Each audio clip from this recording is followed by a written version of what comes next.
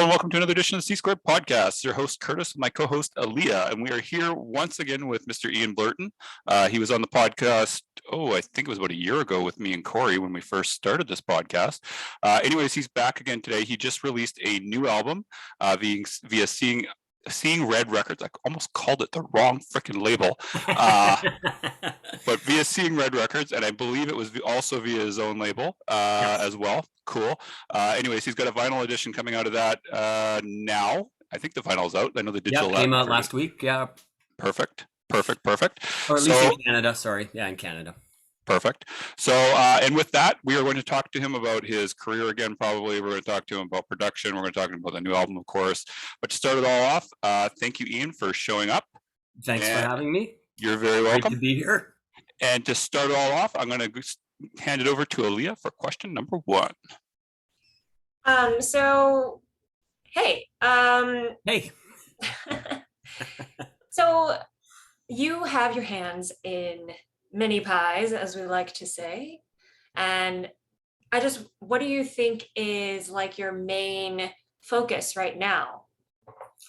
Well, I mean, obviously, because the record just came out, I guess that's my main focus. Right. But generally, I like to keep things moving around so that I stay interested in everything, and as long as it doesn't get out of control or anything. But I do enjoy that, like moving around and not just doing one thing, you know?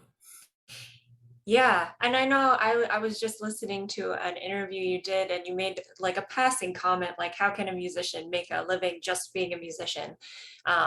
Which, yeah, it's definitely something a lot of people struggle with. But yeah, I mean, and people do it, and it's amazing that they can do it and be away from home that much. And, you know, it's a real commitment. And I mean, more power to those people, but I don't know if I could possibly do that now, you know? yeah, so you actually do a lot of production, like Curtis said. You're a producer, you're an engineer, and you do a lot of other things. So talk us through a little bit of what that's like. I know you did talk about it on the last podcast as well, but just for people who maybe didn't catch that one. Right. Well, I mean, with me personally, I try and approach each project sort of as its own entity, so that I guess as a producer, I think that sort of my job is to make sure that the band sounds like the band, and and you know, other people have different approaches, but so I guess I have to kind of learn the band and hopefully understand what they want and how to achieve that, you know, as the final thing. I guess that's my main job. Yeah, and I noticed that you do cover a lot of genres, like, so I think that step is probably really important. You can't just apply a formula to everybody's sound. No. It's and that's what sort of makes it interesting, especially, you know, say I do like an insanely heavy record, to be able to come out of that and do something like quieter and lighter is actually really great. Because if I mean, I know there's people who do like death metal, like just straight up death metal, and like that's you know, wow, that's amazing. Yeah, it does seem like I feel like when I've looked into producers, they do tend to, at least in the metal world, they tend to stick with specific subgenres, at least most of the time. And I'm not sure if that's a personal choice or it's just you started somewhere and those are the bands that find you, and then it just happens that way. But well, I think a lot of that is like, sorry, I didn't mean to interrupt. No, go ahead. Like a lot of those like the subgenres are very specific too. So the knowledge that you need to have to do that properly is like probably takes a little bit more time than throwing up a couple of microphones and recording a folk record. Not that you know, it's still hard to do that too, but like just specific, like, you know, death metal has a certain kind of drum sound, and, you know, for example, and bass sound or whatever, and just to know exactly how to get that when a band wants that, you know, that's amazing. For sure. I wanted to jump in with a quick follow-up. So let's say, so let's say the band doesn't really know where they want to go with their sound. What would you do in order to help them figure it out? I would, you know, gently push them into a direction that I think would, you know, suit what they want to do. You know, a lot of the time it's tones, actually, you know, like guitar sounds, for example. And so we have a lot of amps at the studio. So it's like, you can go through the amps and like find something that the person likes and also suits the music, just little things like that, like the kind of drum kit that you use, that kind of thing. Fair enough. Um, so actually, I'll let Leah follow up.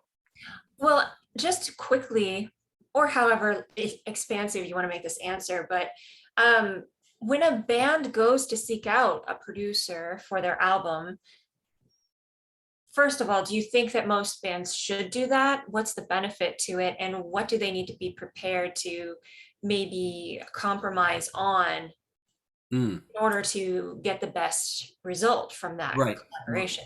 Right. Well, I guess, you should decide what kind of record you want to make first as a band. That would probably be the most important thing. And then seek out somebody who's, with lines up with that and is willing to do it for, a price that's probably, I'm especially for a new band, it's got to be somebody who you can afford. Right. So, I would look for, look at production of records that you really like and seek out that person. A lot of people are now just recording in one place and then sending it somewhere else to get mixed and sort of spending the money on the mix. And there's a lot of really great mixers out there that can elevate a record, in a lot of ways. Do you feel that that takes the place of a producer, or do you feel like it would be better to maybe get a more affordable mixing engineer and have a producer? That's a tough question, because like I'm like a song oriented producer. Like I'll actually get in there and like basically take the songs apart and rearrange them and see if it fits better in a different order and that kind of stuff. So it depends on if you want to go that far. And obviously I like when I talk to bands, we outline what we're going to do. It's like, so if they want that treatment, then we're going to go that way. And I'm going to be like, this part is not good, let's rewrite it. But if they don't want that, then you have to kind of, for me, because I do a lot of different things, I just have to kind of adjust to the situation. I have a dumb question, and I'm not musician trained or anything like that. I've never played an instrument or anything like that. So forgive me if this is completely stupid and off the rails, Ian. But okay, so like, how did you kind of like figure out that you kind of knew what you were doing in that area, like to be able to like dissect it, like what people want to hear? Because you seem like you're good at it, because pretty much most, like, you got a good reputation, you can do it yourself, but like how did you kind of figure out that you were able to do that for other people, if that makes sense? I think just from writing songs and then also seeing like the kind of flaws that I had made in my writing in other people's writing as well, and knowing after not being able to figure out why this part wasn't working with this part, and then knowing that, I guess, and being able to say like, if you tried this might work better. So it's trial and error. And I honestly, I go on instinct. It's like if the part doesn't feel right, it just doesn't feel right, and that's, I'll suggest to the band that we try something else. So, and then again, pardon if this is also a stupid question, because Those aren't again, stupid, by the way. That was they are? no, Okay. no, not at all. So then how much music did you actually have to listen to outside of obviously your own to be able to kind of get that ear? Oh, I've been pretty obsessive since I was like about 6. So Okay. yeah, like music is always, I think I started playing around 8. Mhm. But music's pretty much always been there. So and I listen to a wide variety of music. So hopefully I can just tap into like little things from all the different types of music I listen to. That's actually what I wanted to ask you, is like how like varied do you have to be, do you think, to be good at the type of different things that you do, like the producer, engineer, songwriter, all the rest of that? That's a tough question. Fair. I don't know. Like, actually, I don't know. Like, because everyone's different, and like I know people who can't play music at all who are great, arrangers and stuff, and or like have great ideas about arranging. So I think everyone's different, and some of the greatest engineers of all time don't play music at all. And it's Fair enough. I think everyone's different. For me, it's like I've just always been obsessed by music, and I've never taken like lessons per se, but I've definitely like studied, how music is put together. So Actually, I was gonna ask you that too, but I'll let Aaliyah go back in because I'm like now jumping the gun here. Well, that's okay. I think it's something that I've been wanting to ask somebody who has the knowledge set. Um, not that I have it, like but like they like similar to what you have, don't deny it, okay? Um, what do you think? I mean, it's obviously kind of a nebulous, magical thing, but what do you think are the elements that make a song or an album great as opposed to mediocre? whew, wow, that's I mean, I know it's a huge question, but it's yeah, like, I mean, all the records that I've worked on that I've just been blown away by. It's always been the band. It's always been like the band is at a peak. They're on fire. They've written their best batch of songs. Um, they're getting along really well. Everyone's having a really good time. There's not a lot of stress about ideas, and just people are throwing things out. And like, if it doesn't work, it doesn't work. And if it does work, it's awesome. And yeah, I like very relaxed sessions can make great records, What about when the band isn't getting along, but they still do well? I've also seen really good results from that. So I don't, it's a little that's a little bit more rare, I would say. Fair enough. Fair. So actually, just one more follow up, Elliot. So how? Okay, so you would say that most of the time, if a band is going to do a good record, they have to be in good harmony. Then it's very rare to have like the I would, Motley Crue situation. yeah, I would say so. But like I said, like I do know a couple of bands that they don't not get along, but they definitely butt heads, and they make great music, and Yeah, I was just wondering because we had, well, I did. I don't know. If, I don't think Aaliyah did an interview with them, but we did an interview with Doug Pinnick of King's X at oh wow, one point. Yeah, and he was saying that him and Ty would always be like this, right, but all their albums are great. So that's why I was kind of wondering, like, right. is that normal or not? Well, that can spark a creative thing too, right? If it's not like, really deep-seated hatred for each other or something. Obviously, those two guys love each other in some respect because You'd I mean, think. look at how long they've been together, as a band. Like, holy crap, Anyways, just curious on that. I'll let you go, Aaliyah. yeah, I lost it. What I wanted to ask was, yes, sorry. When, so let's say a band, this is like the last production question for now. We can move on to another topic after, but let's say a band can't afford to hire a producer, but they want to kind of take like a surgical knife to their songs and actually do that editing process. Do you have any tips for people on how to edit their own music? Um, I mean, I just usually when I'm editing, I throw it into Logic, so you could just throw it into anything that you can actually edit, and then cut the sections apart, and then just move them around and see. It's a lot easier doing it that way than trying to make the band like what you want this part after that part. How are we going to do that kind of thing where you can just cut and paste? Like a whole mix down of the song. Yeah. Like sorry, like get somebody to do a demo of the song. No matter it doesn't matter the quality, and then usually they just send it to me, and then I cut it, and I'm like maybe this might work. Nice. Obviously that's been happening a lot. Like normally I would be in the room, but that's been happening a lot more just because what's been going on in the last couple of years. I have another dumb question. Does that not get really fucking boring, or am I mental? What arranging songs? Yeah, like I would think all the cutting, pasting, and like having to go like, does it not That's get pretty boring? much my job. There's a lot of cutting and pasting going on. There's a lot of like data How entry like type. how? I couldn't do that, but I mean like Yeah. That's why how I actually try and make the whole process as simple as possible for that very reason. So like I don't spend a lot of time because I engineer a lot of my own records. So like I sort of want to set up and just be done with that part of it and be able to focus on the band. so what's the simplified version of how you do it then, if I may ask, without Well, some being people might like make, pages and pages of takes and then compile them later. And I'm like more like I want a take of the band. If it's this kind of record, I want to take of the band playing the song as best they can from beginning to end, and then we'll fix little things. That's I see. yeah, that's like, to me, that's really exciting. And that you don't hear that a lot in music anymore. So it makes the record sound more interesting.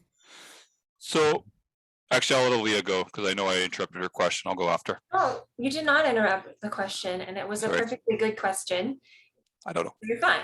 Cool. It was it's really interesting to hear about the process. I've personally never heard about the process like that. So, Curtis, I'm going to move into a different topic. Did you want to ask something else about this topic? No, because I'm not that knowledgeable in this area anyways, and I'll probably just end up going like at some point. So no, it's fine. It's fine. It's fine. Go ahead. Let's go on to the next one. All right, let's talk about your new album that just came out, and tell me a little bit about how the process was making the album and releasing the album. Okay. There's there's a museum in Calgary. It's a museum recording multiple studios. It's called the National Music Center, and Studio Bell, and it's a Canadian Music Museum on one side, and then on the other side it's a bunch of studios. And they bought the Rolling Stones mobile. I don't know if either of you know what that is. It's like the Rolling Stones had this mobile studio so they could go anywhere and record in like houses and things like that. And so they ended up with this thing, and they have an artist in residence program. So we applied, and they gave us 4 days to record on the Rolling Stones mobile. And so we went there and did the beds, and part of the process is that you get to choose from their collection of instruments. And so I used a Mellotron a lot on the record. So the record's a little bit more proggy because there's Mellotron on it. And then we brought the tapes back to Toronto and sort of like worked on them for a year. And then a friend of mine, Daryl Smith, mixed the record. Tell me a little bit about the artwork. It's really interesting and very detailed. Oh, it's detailed is one way of putting it. It's Jeremy, my buddy Jeremy. And it's like he took like all the he did basically, I sent him choice lyrics, whatever, from the record, and he incorporated the lyrics. So like everything you're looking at on the cover is actually the lyrics of the record.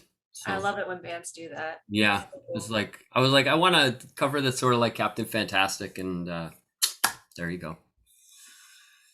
Yeah, he's incredible. The whole team, the whole everyone who worked on the art was just fantastic. I have a quick question just about it. So, is this the same guy that did the art for the previous? No, it's not actually. The guy who did the art for the previous did the layout of this one. Okay, makes sense. Okay, because I was going to say it looks different, but I was curious about that. Anyways, that was my question. What was your promo cycle like, and did you have any advice for, since we're a music marketing podcast primarily, any advice for our listeners that you learned from this promo cycle? It's sort of ongoing right now, so I don't know if I've learned anything yet, but it's just I find it a very interesting time with so many records coming out. It's like, wow, just wild. Like, and I was talking to somebody else about this the other day, and just the amount of bands that are on the road right now too. It's just like, wow. It's like, I mean, I understand why everyone wants to get out there and, for whatever reason, but it's just like, wow, it's really something. No words for it, just wow. Yeah, just wow. Like, I don't know. It's amazing. And so many like, it just seems like the amount of records that come out every week is just steamrolling like crazy. It is pretty maybe it's just me. I don't know how you two feel about that, but definitely. As a consumer, I like it. As a PR professional, I hate it because you're vying with everyone else for attention, right? But yeah, exactly. I mean, it depends, right? Because like, what was it last week? It was Megadeth, Stryper, Queensryche, and Ozzy all released in the same 24 hours. So it's like battle's lost for a new band at that point. And I think you released that day, didn't you? I think I did actually. Fuck, so. I would not have wanted to be in your position at that point because nobody fucking knew. Nobody fucking knew.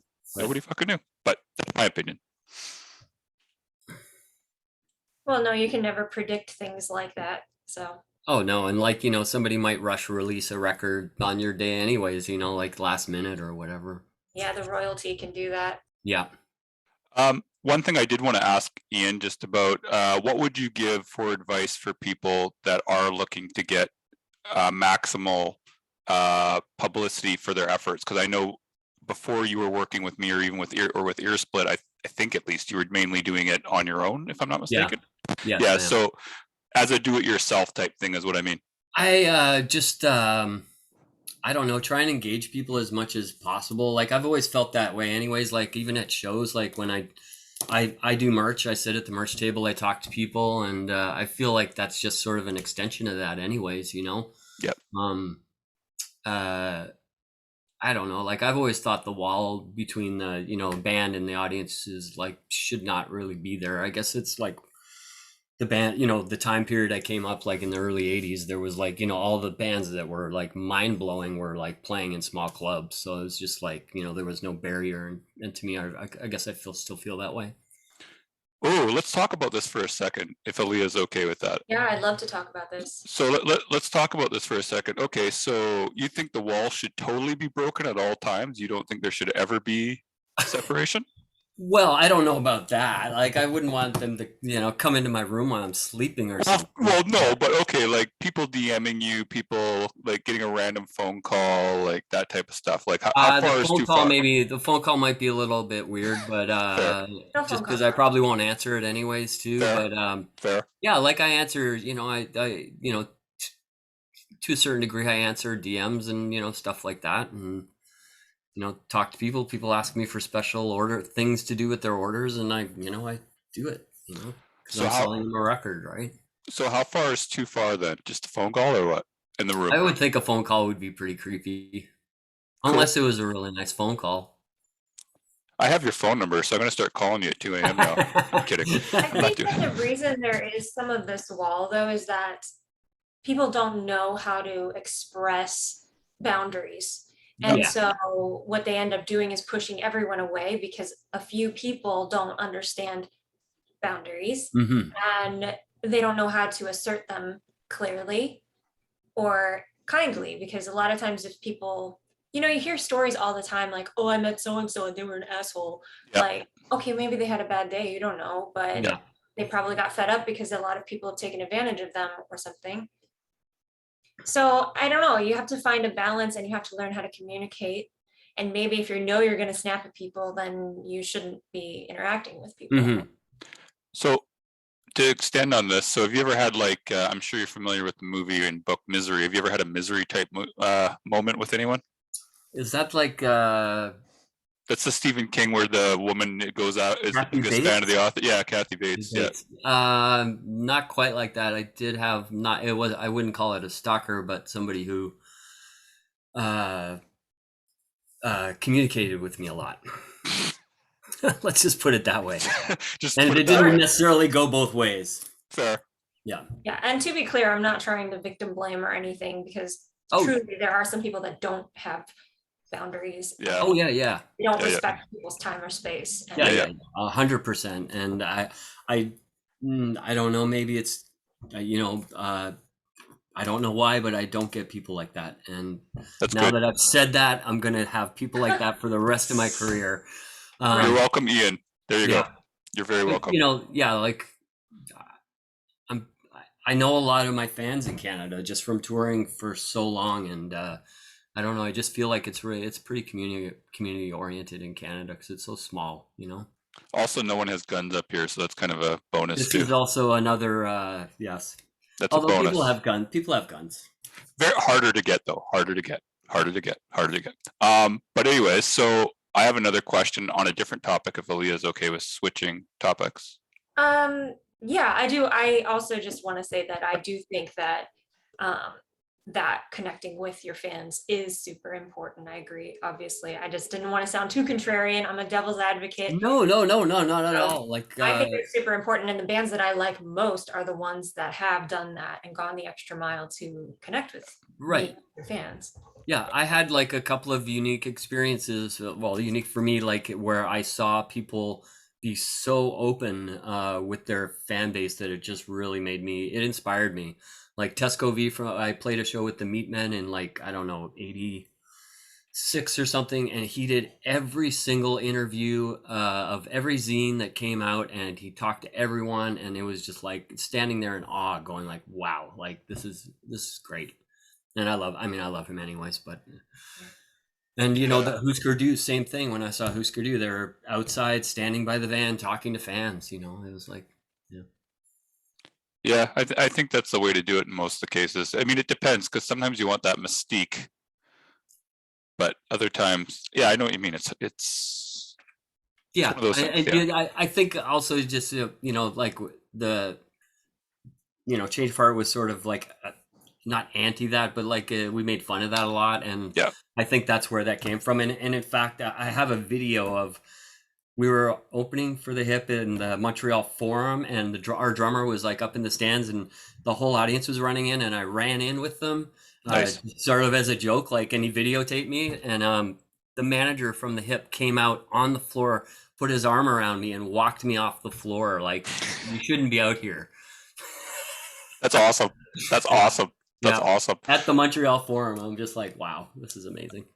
Out of curiosity, if you're willing to say, Aaliyah probably knows nothing about the Tragically Hip, but were they kind of like that, or did they have the mystique type thing going? They were just the nicest human beings ever, and they treated. I can only speak from our experience, but I've never had a band treat me that way ever. It's just like, I mean, sorry, a big band like that treat me that way ever. It's just like fantastic. Yeah, you know, And they you, would like give you their bus to sleep on at night, that kind of stuff. You know, like, oh wow! And you were and you guys toured with them right at their height, I think, too. yeah, we Didn't did you? 3 tours with them actually. I Yeah, think one of them was supposedly one of the biggest tours in Canada, like sales wise. But yeah, it was I a like lot how of you fun. I like how you just like kind of just say it nonchalantly, like, it's Well, it just wasn't gonna, my Right. sales wise. Go If it for was it. my, I mean, come on, eh. we played a 20,000 seater, and there was like literally 1,500 people in that place. It was like, that was amazing. It was like empty. It was like You're just sitting there, you've seen nobody an there. empty club. Like, think of a hockey arena completely empty, and you're just playing, going like, oh man. You're rough. Actually, let's talk about that for a second. How often did that happen on those tours? That happened a couple of times at least because we did a hockey arena tour in like a February March hockey arena tour, Yeah, and that happened probably 4 or 5 times on that tour. Like the shows where there was general admission on the floors, those were like insane.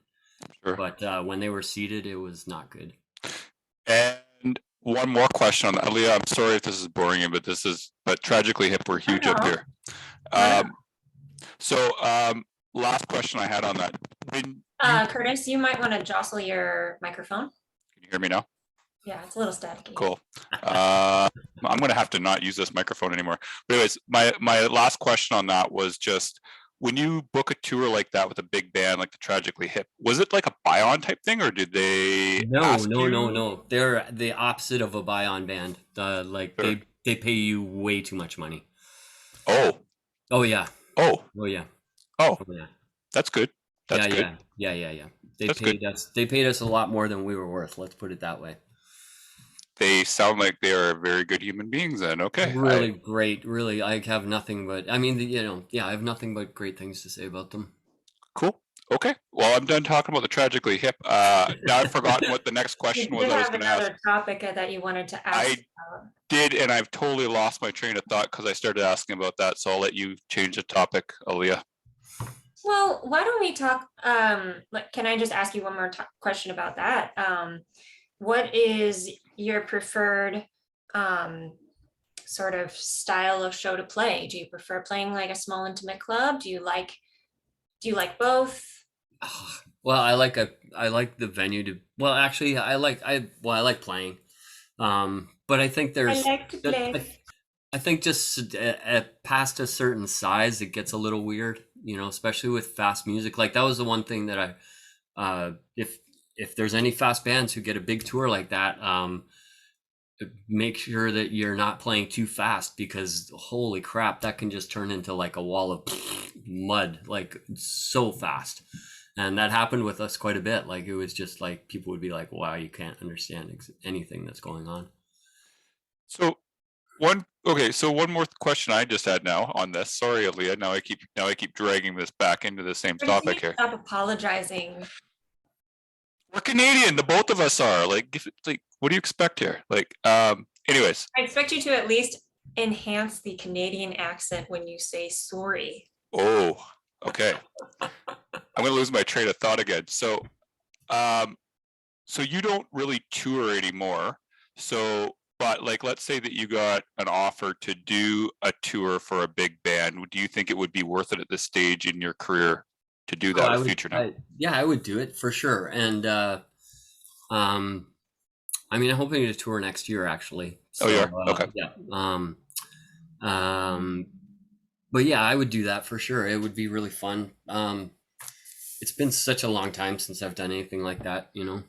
What would make it worth it though? Because I mean, you got a job in Toronto. You know, you got your producer stuff. You got like, what would it actually take to make it worth your while to do that though?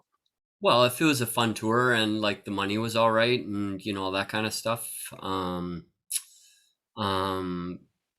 yeah, and you know, I don't know. I guess those are the main things. I mean, the money is obviously, you know, Yeah. and I know the world's changed and there is a lot of buying on and that kind of stuff these days, and Yeah. prepackaged tours and stuff. You know, that's the one thing I actually, just as an aside, is like that the local opener is seems to be a dying thing. It's like it's very strange. Yeah. In the way it's come back, you know, it's like I see a lot of packages to where it's like there's no room for the local opener, which is kind of a bummer. Yeah. And maybe I'm wrong about that, but that just seems like what I'm, you know. Seems No, like. it's totally the case. Have you guys done many of you guys? I know you did Lucifer at one point. Did Yeah, you we guys? did Louisville on the last record. We opened for like Brant Bjork, That's right. I forgot. Spirit Adrift, Lucifer, I can't remember all. I think that was it. So is it worth it for you to do those types of things? Because like I know you told me before that you can do pretty well when you just do a show headlining. So is that worth it when you do like an opening slot for one of those types of bands? Oh yeah, well, like a Brant Bjork show is like he doesn't come here that often anymore, so that's you know that's like there was a lot of great people out that night. Like the place was rammed, and it was with the Static Vision too, so it was like the whole night was. I think people were just there for the whole night and were ready to go, you know. So yeah, you can't. I would not complain about, you know, 500 people out in a club. So you still get the people showing up for you guys even though there's a headliner coming on. Yeah, actually, it seemed like that show there was quite a few people when we went on. So Cool. No, I was just curious how it was because like I mean you do your own headlining. So I was like, well, how does it work when he's the opener? Right? Well, I always think that like if you're opening for another band, especially if they're a little off center from where you are, then you know you can tap into their audience a little bit. Hopefully, you know. What is your audience? Do you think, out of curiosity? It's pretty wide, actually. It's a lot of dudes. It's a lot of dudes, that's for sure. Just like we've been sending out records, and it's like, oh my god, so many dudes ordered records. It's pretty wide though, which is nice. You know, I like to be inclusive for anyone who wants to be into the band. Like, you know, yeah, I don't know. Fair enough. Aaliyah, did you have anything else? I did want to quickly ask if you have any. What is it? How do bands get started at getting asked to open on tours? Do you have to be on a label? Do you have to be signed with a booking company? How do bands get started there? Man, I think that's just I mean, we got, you know, we generally get shows because I don't know, maybe because we did a good show the last time or whatever, and we weren't, you know, too much pain in the ass to deal with. But you know, like I this kind of strong feel about the scene thing is like, you know, just like lifting each other up. If one band starts taking off, then you know that band should be like hopefully lifting another band up with them. And that's one thing that you know a lot of my favorite bands do, you know, take out great bands and make it a good show, which is also, you know, again, it makes it for a good show for the audience. Oh yeah. What do you think about that? I've heard some people try to book opening bands that make them look better because they're not as good. Yeah, there's one certain yes. band that I'm not going to name them, but like, oh my god, every time I've seen them, it's just like, oh my god, the worst opening bands. Yeah, I feel like you It's want intentional. to make the whole experience better for people, so pick bands that are good. Mm-hmm. The best example of that I ever saw was the Sex Pistols. The two opening bands were like the worst possible choices for the show, and then right before they went on, they just played top worst top 40 music from like 1976, from the time of the really bad last band all the way to they went on, and it was like, oh my god, they're just like, it was great. Yikes. Yeah, I felt sorry for the openers actually. That's hilarious. So before we wrap up, Aaliyah, were you going to say something? Go ahead. Okay, I was going to say before we wrap up, Ian, is there anything that we did not touch on that we should have touched on? But Just playing a show August 13th at the Horseshoe. I don't think we mentioned that in Nope. Toronto with Sam Coffey and the Iron Lungs and Sick Things from Montreal, who I absolutely love. Cool. And then the album can be ordered directly from you and from Seeing Red Records, correct? Yeah, Ian Blurton at Bandcamp or Seeing Red Records at Bandcamp. And Cool. definitely take a look at those sweet, sweet vinyls. There are some really pretty vinyl going on there. So definitely everyone take a look at that if you're into collecting vinyl. And yeah, thank you so much for coming on. Thank you for the Thanks for welcome. having me. Great Yeah. talking with both of you. And you as well. And everyone listening, until next time, make like a bull and throw those horns up.